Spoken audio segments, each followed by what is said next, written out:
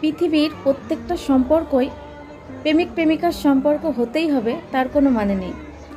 তবে প্রেমিক প্রেমিকা, স্বামী স্ত্রী বা রক্তের সম্পর্ক ছাড়াও প্রত্যেকটা মানুষের জীবনেই এমন কিছু আপন মানুষ থাকে যাদের সঙ্গে একবার মন খুলে কথা বলতে পারলে মনে হয় জীবনের সব সমস্যার সমাধান হয়ে গেছে, আর কোনো সমস্যাই নেই। আর এই মানুষগুলোর সঙ্গে কবে কখন কোথায় দেখা হয়ে যাবে সেটা কেউ বলতে পারে না।